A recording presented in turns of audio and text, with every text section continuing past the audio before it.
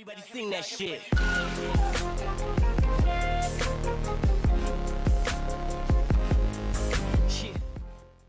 We deserve to be knocked out.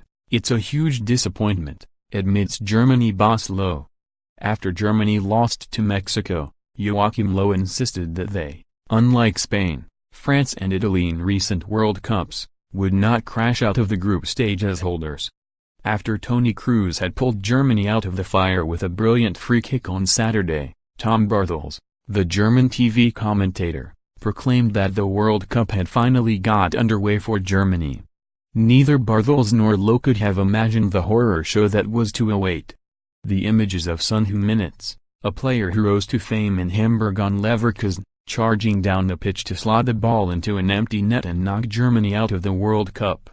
This is a very, very bitter evening for us, for German football and for all Germany fans, said Mats Hummels after the game. Hummels was the first to face the music. Throughout the game, he had been the only Germany player who had got anywhere near his usual level. The only one who appeared to be fighting.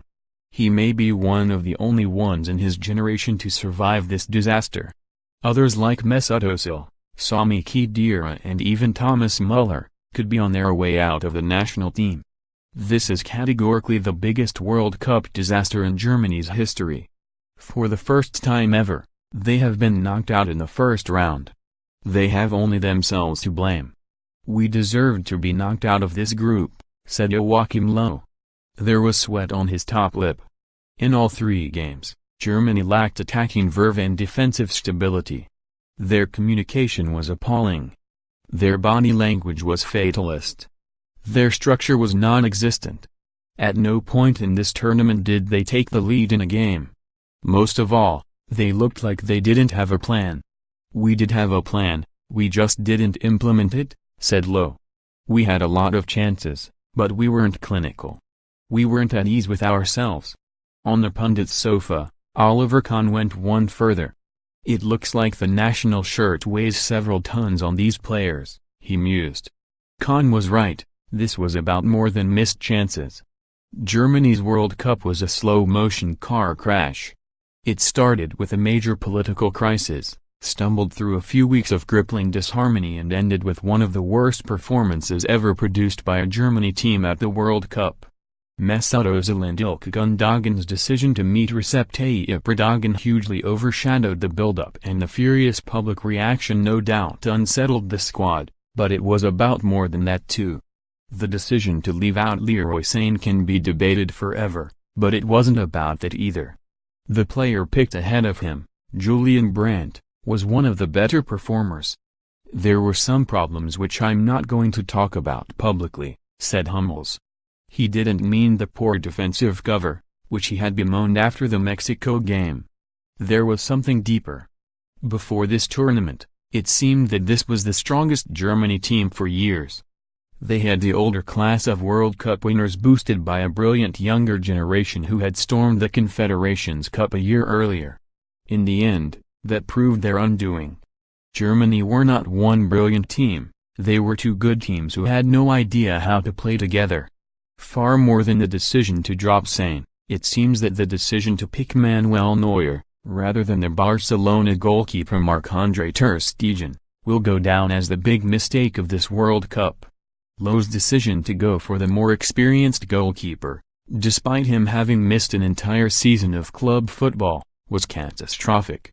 It called into question the entire premise of representational, professional sport.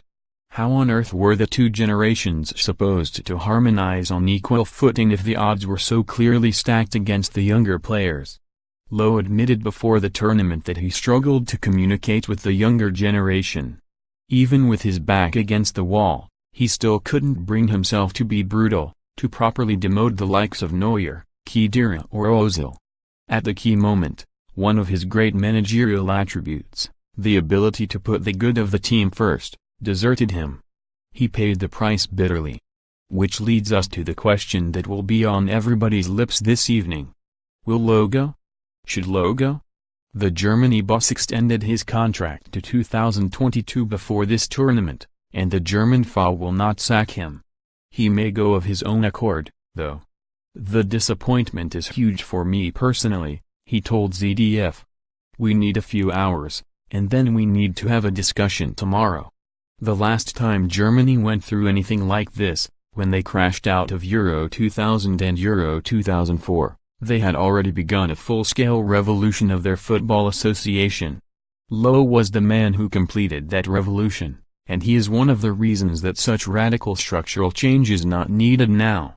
But radical personnel change is needed. The younger generation must be trusted. Müller, Neuer, Ozil and Sion must be moved on if necessary. Low may well decide that he must move on with them.